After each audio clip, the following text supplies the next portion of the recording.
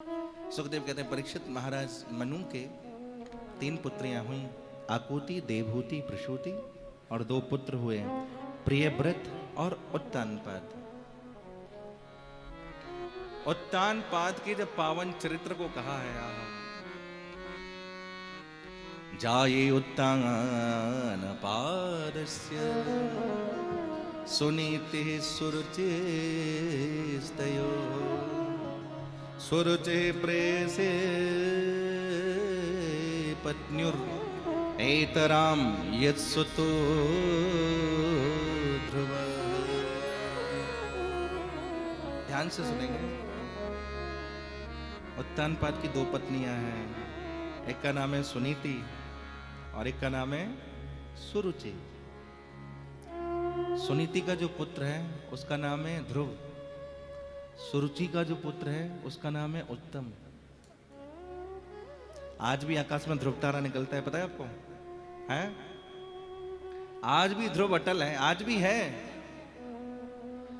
सुनीति का जो पुत्र है वो ध्रुव और सुरुचि का जो पुत्र है वो उत्तम। सुनीति माने जो शास्त्र की नीति पर चलेगा उसको ध्रुव मिलेगा, और सुरुचि का मतलब होता है स्वस्य रुचि, अपने मन की रुचि। मन किया तो कथा में आकर के बैठ गए, मन किया चलो रूम में जाकर के सो जाते हैं, तो उठ के चले गए सोने के लिए। फिर मन में आया चलो थोड़ी देर जाकर के बैठ लेते हैं।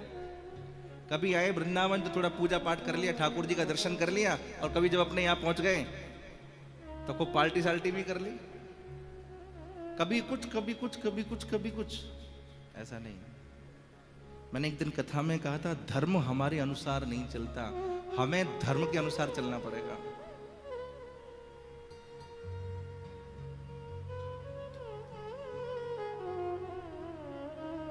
सुरुचि का जो पुत्र है उसका नाम है उत्तम।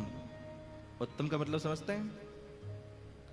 उत्तम माने ज्यादा, तम माने अंधकार। जो विशेष अंधकार की ओर जा रहा है वो उत्तम है संस्कृत में। हिंदी भाषा में उत्तम शब्द का अर्थ होता है श्रेष्ठ, लेकिन संस्कृत आप पढ़ेंगे तो जो विशेष अंधकार की ओर जा रहा है वो उत्तम। राधे राधे।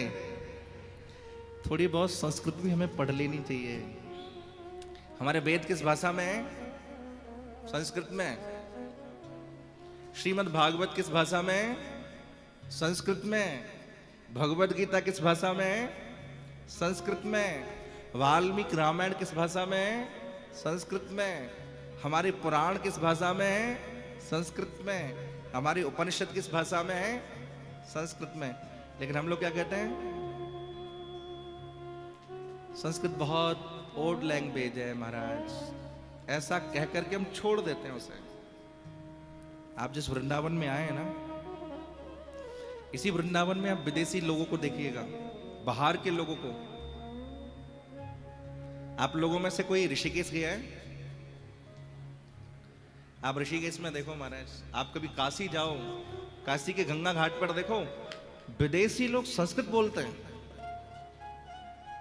थ्रू संस्कृत बोलते हैं वो लोग। कितनी सारी विदेशी महिलाएं बहुत अच्छा संस्कृत बोलती हैं, और हम लोग इंग्लिश की तरफ तो भाग रहे हैं, संस्कृत को पीछे छोड़ते जा रहे हैं।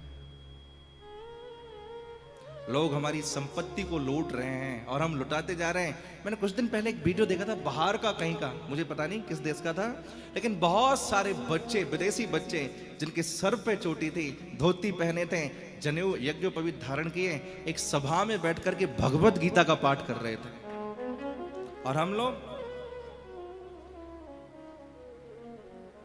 फ्रांस की भाषा तो पढ़ाएंगे, इंग्लिश तो पढ़ाएंगे बच्चों को, पर आप कहोगे जरा संस्कृत पढ़ लो, तो घर वाले ध्यान नहीं देते।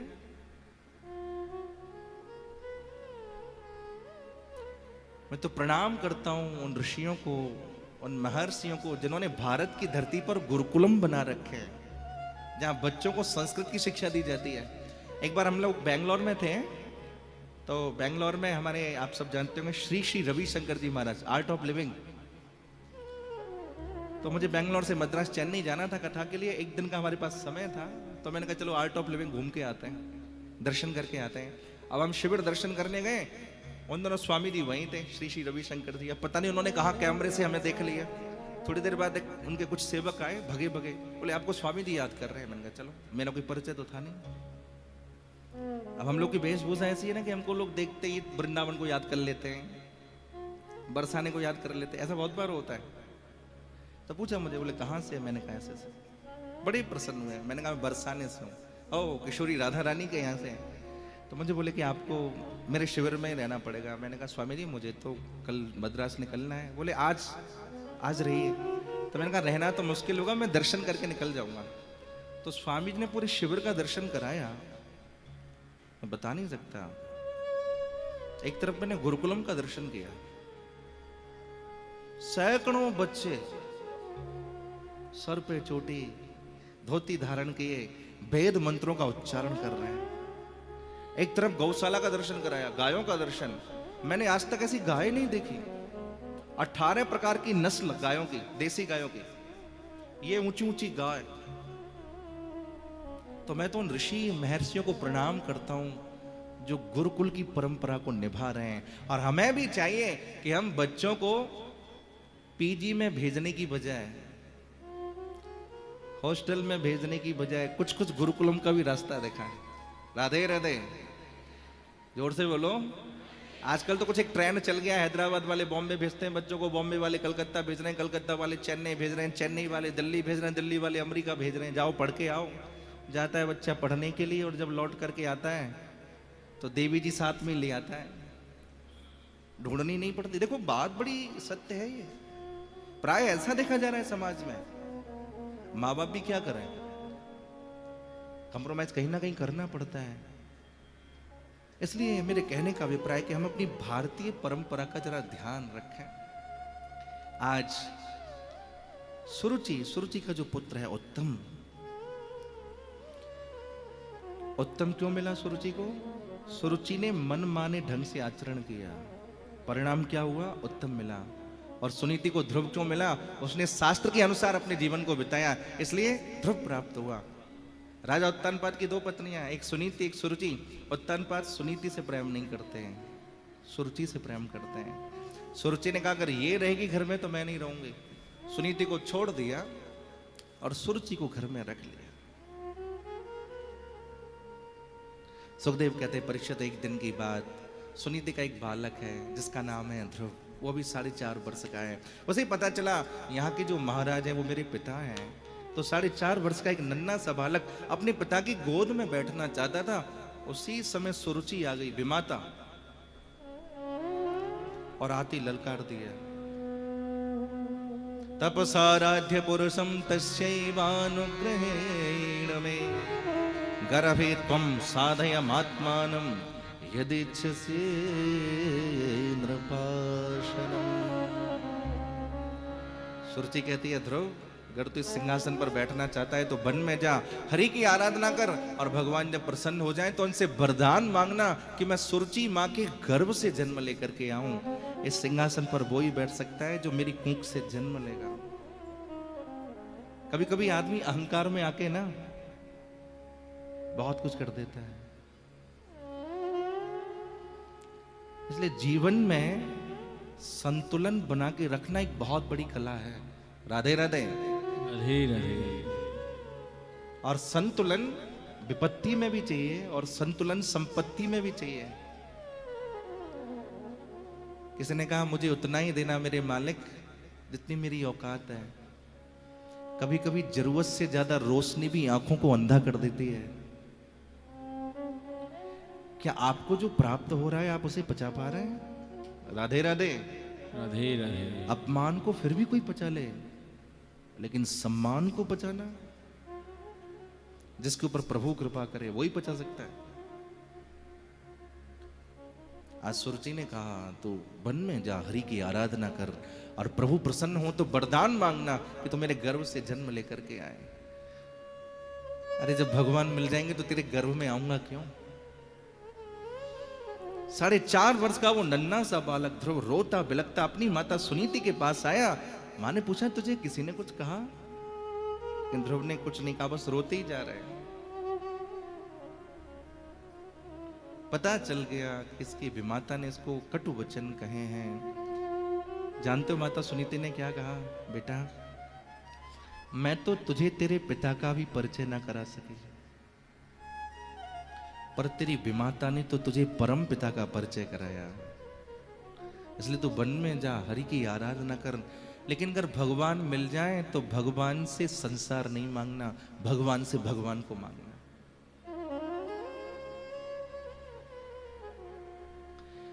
जिसका एक पुत्र हो, राधे राधे, राधे राधे। क्या उसकी माँ उसको ये कहेगी तू वन में जा? हैं? लेकिन आप देखिए, माँ ने अपने हृदय पर पत्थर रखा हुआ है, फिर भी कहती है वन में जा, हरि की आराधना कर, प्रभु को प्रसन्न कर।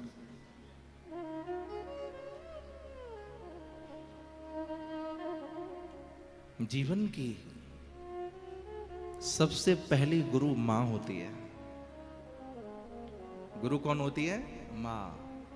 इसलिए गुरु पूर्णिमा, एक दिन आता है ना गुरु पूर्णिमा, इसका अगर आप विच्छेद करेंगे तो गुरु प्लस पूर्ण प्लस मां।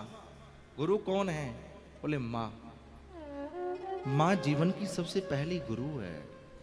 मां जैसा संस्कार बच्चे को देती है, वही संस्कार उसके लिए जीवंत हो जाता है।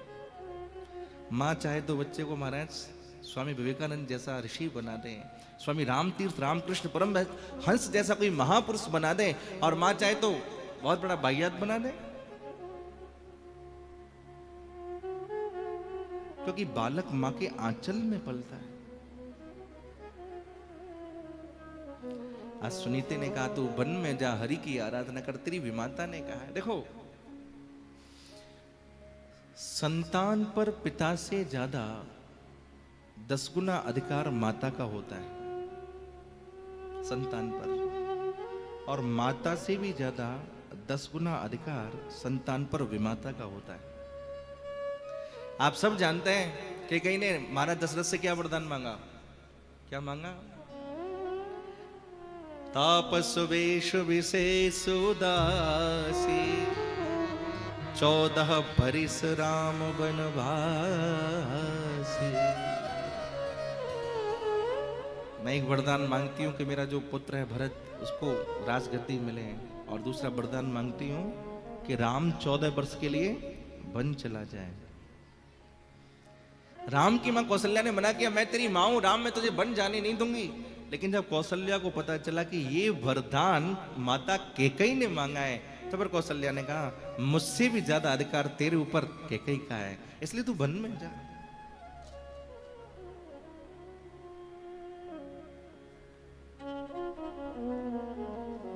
आज ध्रुव को भी सुनीति कहती है, पुत्र तुम वन में जाओ, हरि की आराधना करो। और जैसे ही घर से बाहर निकले प्रभु को पाने के लिए, आप विचार करिए 4.5 वर्ष का बालक कितना छोटा होता है, उसे क्या पता कि घर के बाहर क्या होगा। लेकिन जैसे ही घर से बाहर निकले तो सामने से ही नारद बाबा मिल गए, और जिसके जीवन में नारद की कृपा हुई, उसके जीवन में नारायण की कृपा जरूर हुई है। इसलिए जीवन में संत सदगुरु का होना बहुत आवश्यक है। आज नारद जी मिले हैं, नारद जी को ध्रुव जी ने साष्टांग प्रणाम किया है, और नारद जी ने अपने कर कमल ध्रुव जी के माथे पर रख दिए हैं। स्पृष्ट्वा मूर्धन्य गगनेन पाणिना प्राह विस्मितः। जैसे ही कर कमल ध्रुव के माथे पर पधराया नारद जी ने, सारे ब्रह्मांड का ज्ञान ध्रुव जी के अंदर आ गया, और ध्रुव जी को कहा, ध्रुव तुम मधुवन में चले जाओ। कहां चले जाओ? यहां मथुरा के पास में मधुवन है, आज भी वहां पे ध्रुव टीला है, जहां ध्रुव जी ने तपस्या करी है। तत्तात गच्छ भद्रम ते यमुनायास्तटं शुचि, पुण्यम मधुवनम यत्र सानिध्यम नित्यदां हरे। वन में जाओ, हरि की आराधना करो, मां ने कहा। और यही बात ध्रुव जी ने कही, ध्रुव जी को नारद जी ने कही, बोले मधुवन में जाओ, यमुना के तट पर तपस्या करो, मैं तुम्हें आशीर्वाद देता हूं ध्रुव, तुमको मात्र 6 महीने के अंदर भगवान मिल जाएंगे। राधे राधे। राधे राधे। गुरु मेहरबान तो चेला पहलवान। गुरु की कृपा हो गई तो महाराज गोविंद की कृपा हो गई। आजकल तो मैं देखता हूं बहुत सारे लोग अपने गुरु ही बदलते रहते हैं। आजकल कौन से गुरु जी फेमस है, चलो उनके पास, उसके बाद फिर नए गुरुजी कौन से आए, चलो उनके पास। ये अपराध है, ये कोई खेल नहीं है। गुरु के अंदर मनुष्य बुद्धि रखना ही अपराध है। आपकी जहां श्रद्धा है, आप जिस परंपरा में हैं, उसका निर्वहन करिए। एक माता जी तो हमारे पास आई, बोले महाराज मैं आपसे एक बात कहना चाहती हूँ। मैंने बताओ क्या बात? बोले बात यह है कि जब मैं 70 साल की थी मुझे एक गुरुजी मिले। मैंने कहा बहुत अच्छी बात। मैंने उनको गुरुजी बना लिया, दीक्षा ले ली। 1 साल के बाद मेरे गुरुजी चले गए, तो मैं तो बिना गुरु के हो गई। तो मैंने कहा माता जी फिर आपने क्या किया? बोले फिर मुझे एक लंबी दाढ़ी वाले बाबा मिल गए, फिर मैंने उनको गुरुजी बना लिया। ये गुरुजी मेरे 3 साल दिए, 3 साल के बाद ये भी चले गए। तो मैंने कहा फिर आपने क्या किया? बोले फिर मैंने एक तीसरे गुरुजी बनाए। ये गुरुजी मेरे 5 साल रहे, 5 साल के बाद ये भी चले गए। तो मैंने कहा माता जी आप मेरे पास क्यों आई हो? अब वो माता जी मुझे बोलती हैं कि महाराज जब से मैं आपकी कथा सुन रही हूं तब से मेरे मन में कुछ चल रहा है। मैंने कहा क्या चल रहा है? मेरा मन बार बार कहता है कि मैं आपको अपना गुरुजी बना लूं। मैंने हाथ जोड़ के कहा माता क्षमा करो, मुझे तो भी बहुत कथा करनी है। आप जिन्हें गुरु बना रहे हैं वो, यद्यपि ये बात विनोद की, पर हम व्यक्तिगत जीवन में ये जान ही नहीं पा रहे कि हमें क्या करना है क्या नहीं करना। किसी विषय को समझे तो सही। जिसका समर्थ सदगुरु होता है उसका सारा काम सदगुरु ही करता है। गुरु कैसा होना चाहिए? महादेव जैसा, शिव जैसा गुरु होना चाहिए। गुजरात के भक्त हुए थे नरसिंह मेहता, और नरसिंह मेहता 3 दिन तक शिवालय के द्वारे पर पड़े रहे, शिव के दरवाजे पर भूखे प्यासे। 3 दिन के बाद महादेव ने देखा कि मेरे द्वारे पर कोई भूखा प्यासा कोई बालक पड़ा हुआ है। आंखें खुली तो पूछा बता तुझे क्या चाहिए? बोले भगवान मुझे कुछ नहीं चाहिए, अगर आप देना चाहते हो मुझे और कछु ना चाहिए, नाथ मोहि राधा कृष्ण मिले। हे नाथ मैं कुछ और नहीं मांगता, अगर आप देना चाहते हो तो मुझे वृंदावन के महाराज का दर्शन करा दो। तो वही गुजरात के भक्त नरसिंह मेहता, उनका हाथ पकड़ के महादेव वृंदावन लेकर के आए, और महादेव ने नरसिंह मेहता का हाथ पकड़ के भगवान कृष्ण के हाथ में दे दिया। ये गुरु परंपरा है। शिष्य का हाथ पकड़ के गुरु गोविंद के हाथ में दे दे, ये गुरु परंपरा है। आज नारद की कृपा हुई ध्रुव के ऊपर, आशीर्वाद दिया, मंत्र दिया। मंत्र कौन सा दिया? ओम नमो भगवते वासुदेवाय। इसको वासुदेव द्वादशाक्षर मंत्र कहते हैं। इस मंत्र को मैंने आपको बताया है, पर यह मंत्र कभी माइक में नहीं गाना चाहिए, समझ गए? गायत्री मंत्र कभी भी माइक में नहीं गाना चाहिए। आजकल तो हम जाते हैं बहुत सारी जगह, छोटे छोटे बच्चे गायत्री मंत्र हमारे सामने बोलते हैं, अच्छी बात है, सिखाइए, पर कभी माइक में मत गाइए। महामृत्युंजय मंत्र कभी भी भूल करके भी माइक में नहीं गाना चाहिए। ये मंत्र है, कीर्तन नहीं है। अगर कीर्तन करना है तो हरे कृष्ण महामंत्र का करिए, विजय मंत्र का करिए, श्री कृष्ण शरणम मम इस मंत्र का करिए, श्री राधा नाम का करिए। पर जब वैदिक मंत्र का आप जप कर रहे हैं तो उसका जप करिए, कीर्तन नहीं, गाइए नहीं उसे। आजकल तो मैं बहुत सारी जगह देखता हूं लोग सीधे ही ओम नमः शिवाय जप रहे हैं। ओम नमः शिवाय किसको जपना है उसका एक नियम है। मातृशक्ति को श्री शिवाय नमः जपना चाहिए, ध्यान दें। अगर आप कहीं इधर उधर हैं तो हमको ओम नमः शिवाय नहीं, नमः शिवाय जपना चाहिए। अगर आप आसन पर बैठे हैं, पवित्रता में हैं, तो आप ओम नमः शिवाय जप सकते हैं। और ओम नमः शिवाय जपने का अधिकार भी सबको नहीं है, उसकी भी एक मर्यादा है, नहीं तो अपराध हो जाता है।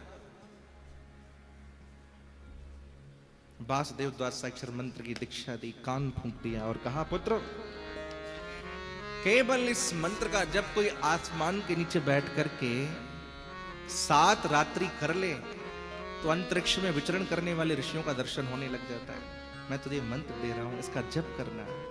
आज गुरुदेव की कृपा हो गई, ध्रुव जी निकल पड़े मधुवन के लिए, और मधुवन में जाकर के जैसी तपस्या प्रारंभ करी है। एक पैर से खड़े हुए, ध्रुव जी। और जैसी तपस्या प्रारंभ करी तो प्रथम मास में ध्रुव जी 3-3 दिन तक कुछ भी नहीं खाते हैं। आज तीसरा दिन आ गया, थोड़ी सी घास फूस खा ली, फिर उपासना में लग गए। द्वितीय मास में 6-6 दिन तक कुछ भी नहीं खाते। आज छठवां दिन आ गया, थोड़े से बेर खा लिए, फिर उपासना में लग गए। तृतीय मास में नवमे हनी 9 दिन तक कुछ नहीं खाते। एक बार मुंह खोल करके पानी पी लिया, फिर उपासना में लग गए। और चौथे महीने में 12 दिन तक कुछ नहीं खाते। अब बक्षो, एक बार मुंह खोला और वायु का भक्षण कर लिया, फिर उपासना में लग गए। और 5वें महीने में क्या हाल हुआ, ध्रुव की तद्वत तदाकार वृत्ति हो गई भगवान के साथ। आप जिसकी उपासना में रहते हैं ना, उसके गुण लक्षण आपके ऊपर आ जाते हैं। अब आप कथा में बैठे हैं, आप अपने चेहरे देखो कितने चमक रहे हैं। सच्ची बात कह रहा हूं। हाँ, ये कथा का प्रभाव है। मुझे तो अक्सर लोग यही बोलते हैं, बोले व्यासपीठ पे आपको कुछ और रूप में देखते हैं, कमरे में आप कुछ अलग दिखते हो। अक्सर लोग यही बोलते हैं। मैंने कहा व्यासपीठ पर जो बैठने वाला वक्ता है वो कोई और नहीं है। हम जिस समय प्रभु की कथा कर रहे हैं, प्रभु प्रकट होते हैं वहां, तो श्री हरि प्रकट होते हैं। आपने देखा होगा भूत प्रेतों की उपासना करने वाले लोग भी भूत प्रेतों से कम नहीं होते। अगर आप उनको रात में देख लो तो डर लगने लगे, ऐसे होते हैं। राधे राधे।